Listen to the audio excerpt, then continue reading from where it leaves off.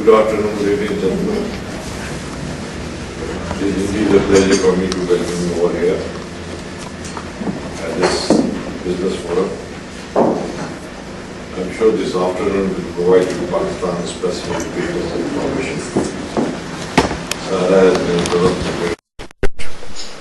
I hope you will like it. This event will help UK companies identify opportunities in Pakistan and allow them to hear views from various stakeholders and business leaders with experience of market. Detailed information on Expo Pakistan 2011, the largest trade fair, will also be part of the program. Pakistan's investment policies have been formulated to create an investor-friendly environment with a focus on further opening up the country and economy and marketing the potential for direct foreign investment. Distinguished friends, the World Bank ranks Pakistan at 83rd position, China to 79th, and India 133rd out of 183 countries in its 2011 Ease of Doing Business survey. Recent reforms improved our position and helped sustain our standing as the first most business-friendly location in our region. Pakistan offers many special economic and export processing zones with lucrative incentives for investment purposes, duty-free import of machinery and equipment, repatriation of capital and profits, etc. Despite the series of challenges Pakistan has faced, average GDP annual growth was 5.1 in the last 5 years. It is also the 27th largest economy in the world in terms of purchasing power and the third largest English-speaking nation. Historically, Britain and Pakistan have always enjoyed good trade relations, and many British companies see Pakistan as the country of first choice to do business. Pakistan-Britain bilateral trade exceeded US $1.6 billion during the year 2010. The most recent figures indicate that exports during the period of July and April 2010-11 from Pakistan to the United Kingdom increased by 17% and accounted a value of US $1.006 billion during July-April 2010 and 11 when compared to July-April 2009 and 10. Imports were also up by 10% and accounted a value of US $607.82 million in the above mentioned period. Distinguished ladies and gentlemen, Expo Pakistan, an annual trade fair, has been one of the most preferred trade events among British corporate and retailers. In 2009, there were 40 UK companies who visited Expo Pakistan from various sectors. This year, the Expo will be held from 19 to 23rd October 2011 in Expo Centre, Karachi. This event offers unparalleled business opportunities with the 6th largest market in the world by population. The event has attracted over 3,500 high-value buyers from 77 countries during the last 5 years and has generated orders worth millions of dollars. Leading British retailers, including Next, Marks & Spencer, Sports Direct, New Look, TJ Hughes, are among the biggest textile importers from Pakistan. Debenhams have also entered Pakistan's market with a bang by opening their superstore in Karachi. During the last financial year, 2009-10, United Kingdom imported US $782.28 million worth of textiles items from Pakistan. I'm sure you know United Kingdom is the 6th largest importer of merchandise and imports a variety of products from Pakistan, including vegetables, fruits, cereals, pharmaceutical products, leathers, cement, musical instruments, articles of apparel, and other items. In 2009, items with significant export growth were boilers, machinery and mechanical appliances, articles of apparel and clothing, accessories, surgical instruments, natural and cultural pearls, beverages, vinegar, malt and spices, fruits including Pakistan's superclass mangoes and vegetables, wood and articles of wood including high quality furniture, glass and glassware. Government of Pakistan has 60 commercial sections worldwide and 2 in the United Kingdom. The commercial wing in London has always endeavoured to encourage foreign investors to undertake business activities in Pakistan. The commercial section provides information and facilitation on business and investment in Pakistan and also assists UK and SMEs while procuring and sourcing range of products from Pakistan. In conclusion, ladies and gentlemen, I would encourage you all to look at Pakistan as a preferred investment destination. The reality of Pakistan is different from the perceptions that you have here. I am sure this event will be useful to develop better understanding about doing business with Pakistan. I again thank you for joining us this afternoon at this this conference organized through the courtesy of Trade and Investment and Gateway Asia and Pakistan High Commission, and I'm sure it will be of useful to you because Saira has prepared a very elusive and exhaustive presentation to impress you with. I'm sure you'll be happy with it. Thank you.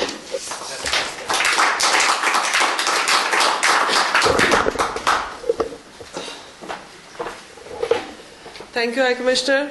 Now I'd like to request Mr. Ash Verma to come and say a few words to us. Ash he has been a civil servant in the UK. He is a businessman now, and with the main forte of developing links, bridging the gaps, and increasing trade of Britain with Asian countries. And it was through his initiative and UK Trade and Investment that we thought to organize this seminar workshop today. So please, Ash, thank you.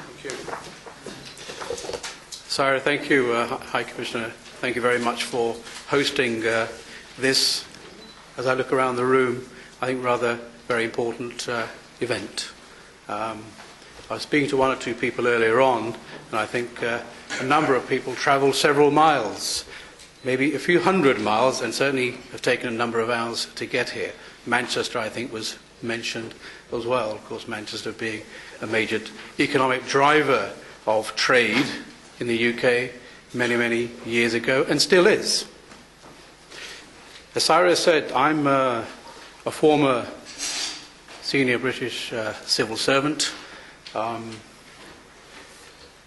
of Asian origin.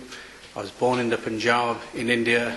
I've spent 53 years in the country here, which is home, but Asia is still the other home. And I think for many of us, that's a very important relationship and attachment that I think we have. I'll take a few minutes to explain what Gateway Asia is all about, but in a sense, it is about building trade. His Excellency referred to trade. But what we have done is to try and take it one step further. Build trade, but connect communities. We are very much in the global arena. We're very much in cities doing business with cities, often as opposed to countries doing business with countries. And that's something that I've learned and experienced over a number of years. And in the last few years, getting more involved in day-to-day business as opposed to helping business and funding business through government circles, looking at the investment from the other side. It's people, at the end of the day, whether they are local communities, regional communities, global communities that make products and services, that buy goods and services. Effectively, that's what makes the world go round. Gateway Asia, for me personally, was a journey probably started about 10 years ago, thinking about the contribution that the Asian community has made in the last 20, 30 years to the UK economy. And certainly, if I look around the UK, and certainly if I take places like London, we know that many of our businesses, 1 in 10 of our SMEs, probably all businesses in London, are owned by broadly defined ethnic minorities. So it's a very powerful contribution that we make to the economy here. So when a few of us started thinking some years back, a lot of my friends, business people in Southall of all different religions and backgrounds, we thought we want to do something to strengthen the informal links that we have. So that's where Gateway Asia grew up. Strengthen the informal links with the countries of origin. That's one audience. The second audience are all the other businesses. We all know that the country is, if not in a mess, but certainly we're coming out of an economic mess. And we have to trade. It is a nation that was built on trade. And I guess somewhere along the line, we might have lost the trade part of actually doing business. So in our small way, our program is helping companies to do that. So from a vision to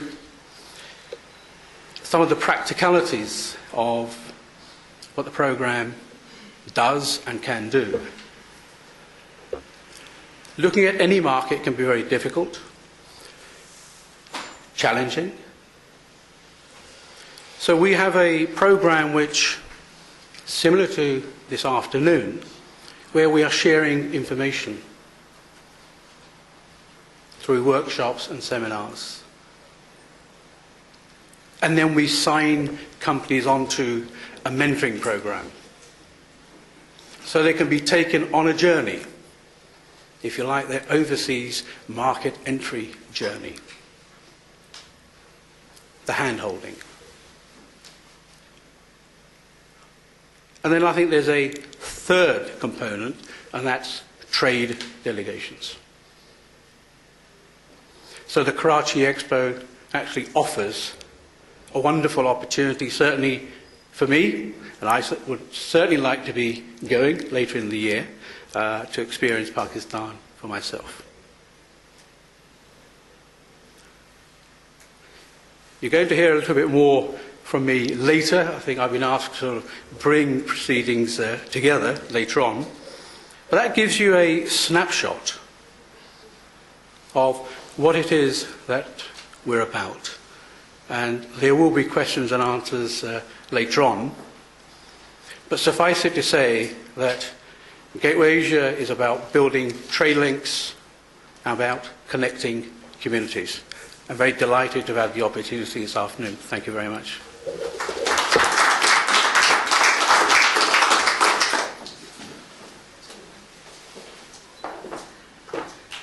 And now comes the part where you have to bear with me for the next 20 minutes. This is the map of Pakistan. I've listed the provinces, which are the administrative sort of entities within Pakistan. Our largest province is Punjab, then Balochistan, Sindh, Khyber Pakhtunkhwa, which is on our western border with Afghanistan, which used to be called the Northwestern Frontier Province, Gilgit-Baltistan, which used to be called the Northern Areas, and Azad Jammu and Kashmir. These are the administrative jurisdictions within the country. The official name is Islamic Republic of Pakistan, capital is Islamabad. The last census was held in 2008 where the population was 172 million. We estimate it's 180 million now. 95% is Muslim, 5% is other religions. There is a mix of, a more cosmopolitan mix amongst all the provinces in Sindh in terms of religion. The total area of the country is more than 800,000 square kilometers, which is just slightly smaller than France and Great Britain put together. Just like to invite Sebi Tibbets now. She is an Asia specialist and truly a specialist because she can speak the language.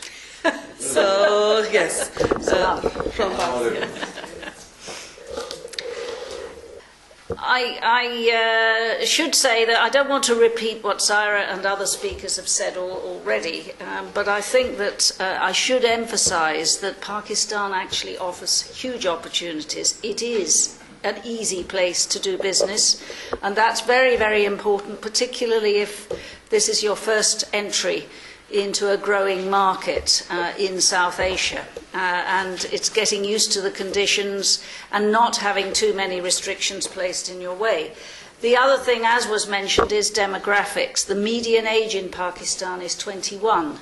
These people are coming onto the market, they're demanding international style services, brands, very much new fashion, as has been demonstrated by a lot of the UK retailers who are quite successful in Pakistan.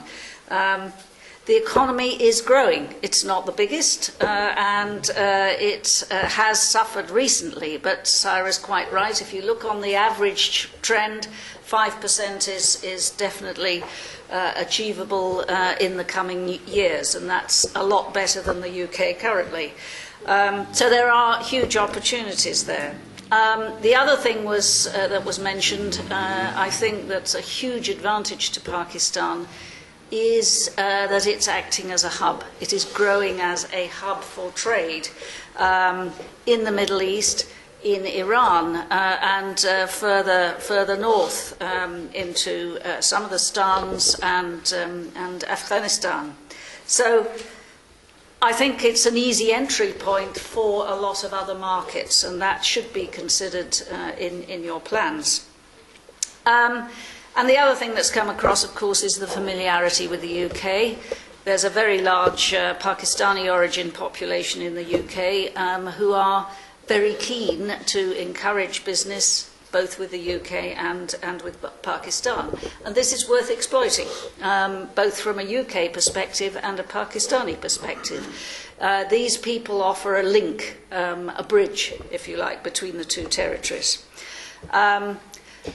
The opportunities Saira has perfectly listed. I won't go into them in any detail, but I would pick out two. One is definitely IT. And from the UK side, the huge demand for education, given that the median age is 21. So those two areas are really worthwhile looking at if you're in that sort of business. I would say that exporting in general is a challenging exercise, even if it's to France, say. So UKTI advisors, and I'm one of them, are here to discuss some of those issues and to assist you from a business point of view, because it's all about business strategy. How does it fit with your plans for the business to expand in, say, the next 5 years? Is it what everyone in the decision-making part of the company wants? And also, who are you going to trade with? Are you going to look for a distributor or a partner overseas? Again, UKTI can help with that, as can Saira. But it's getting the right partner and motivating them. It's not enough to say, I've got a brilliant product. It's whether that guy at the other end actually has an interest in selling your product, because I have heard that in some cases, someone may have a signed distributorship with one of your competitors already, and he'll actually sign up with you in order to keep you out of the market. So, these things have to be considered. You have to know who you're dealing with. Now, UKTI, as I said, is here to assist. And through our offices, we can really advance your links with a particular country. That is our purpose in life, if you like. It's to help you make contacts overseas. So we do that through a number of ways. That may be delegations overseas, as has been mentioned, to the Expo in Karachi. That's one example. But we also, interestingly, bring delegations into the UK, particularly with an industry focus. So that may be in engineering, advanced engineering, say, or the chemicals industry. We will bring people who are buyers from a lot of countries to an event in London, and we organise a number of road shows for those people to go around the country and meet potential exporters, UK companies who want to trade. So that's a very easy way, a good first start. So it's well worthwhile keeping in touch with us and making sure that you are aware of what's going on. Overseas, we have a service called the Overseas Market Introduction Service, and that's exactly what it's designed to do, to introduce you either to purchasers of your product or potential partners, JV partners, or distributors. And we, using our people in the offices locally, will find you those contacts. So you can be fairly sure that they will be legitimate contacts. Whether they'll actually want to represent you or sign up with you is obviously down to you and what you've got on offer. In Pakistan, we actually have 3 UK TI offices. The main head office of UK TI, for fairly obvious reasons, is actually in Karachi rather than Islamabad, because we're talking about trade here, and Karachi is one of the world's megacities. Which is why another reason why I'm talking about, the links that are huge potential links between London and Karachi, because you have here 2 types of cities which are comparable in some ways. They're true international growing cities with the same sorts of demands for goods and services. So in Karachi, our team is headed by Francis Campbell, and certainly when we break after this event, I can give you details, but we have a number of specialists in different industry areas on that team. We also have quite a large office in Lahore and also in Islamabad, so we're quite well represented. There is assistance right across the country for most people doing business. I can't guarantee that for anyone wanting to do mining out in the mountains that we would have a local office, but in general for most businesses there is representation. The other thing finally that I want to say is that we have a service of alerts for any contracts that come up in particular markets. So all you need to do is go on our website, www.uktradeinvest.gov.uk, and you can register to get alerts for contracts that are relevant to you. Obviously, you don't want the entire opportunities coming into your inbox, but you can specify exactly what you're looking for, and we will alert you to relevant contracts that are coming up in Pakistan. So that's really all I have to say, but I have a number of cards with me, and hopefully we can exchange them at the end of our session. Thank you very much.